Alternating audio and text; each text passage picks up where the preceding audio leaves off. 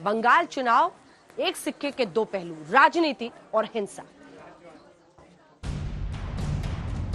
बंगाल की राजनीति में हिंसा वाली सोच की गवाह हैं ये दो तस्वीरें। पहली जब नड्डा के काफिले पर हमला हुआ और दूसरी जब ममता बनर्जी ने अपने ऊपर हमले का आरोप लगाया। एक राष्ट्रीय पार्टी की अध्यक्ष और दूसरी बंगाल की मौजूदा मुख्यमंत्री।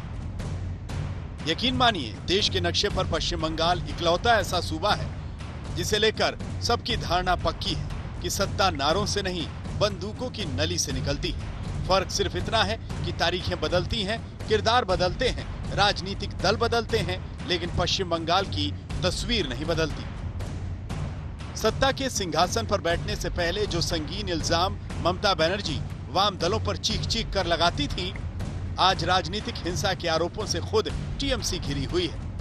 आध्यात्मिक विचारक रामकृष्ण परमहंस, विवेकानंद, गुरुदेव रविंद्रनाथ टैगोर जैसी शख्सियतों की जन्मस्थली, आधुनिक भारतीय सभ्यता के विचारों की उद्गम स्थली बंगाल में आखिर खूनी कट्टरता का समावेश कैसे हुआ?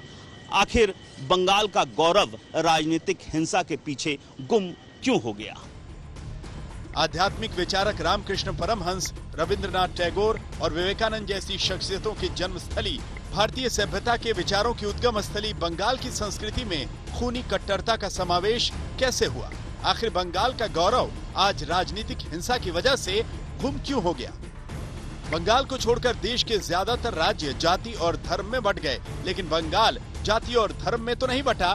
बंगाल राजनीतिक विचारों के खेमों में बंट गया, राजनीति के अलग अलग गुटों में बिखर गया और चलन शुरू हुआ, जिसकी लाठी उसकी भैंस। बंगाल में राजनीतिक हिंसा की विरासत में वंशवाद नहीं है। जो सत्ता में आया, हिंसा उसका हथियार बन गया। पश्चिम बंगाल के सियासी अतीत में हिंसा के पन्नों को अगर हम पलटें तो इसकी शुरुआत 1967 में हुई। ये वही साल था जब चीन की कम्युनिस्ट पार्टी से प्रभावित नक्सलबाड़ी आंदोलन ने आकार लिया और इसने माओ त्से तुंग का नारा अपनाया कि सत्ता बंदूक की नली से निकलती है, और यहीं से पश्चिम बंगाल की राजनीति में खूनी हिंसा और संघर्ष रच बस गए। पश्चिम बंगाल के सियासी अतीत के पन्नों को पलटें तो इसकी शुरुआत 1967 में हुई। ये वही साल था जब चीन में कम्युनिस्ट पार्टी से प्रभावित नक्सलबाड़ी आंदोलन ने आकार लिया और इसने माओ त्से तुंग का नारा अपनाया कि सत्ता बंदूक की नली से निकलती है। यहीं से बंगाल की सियासी संस्कृति में हिंसा के रंग रच और बस गए।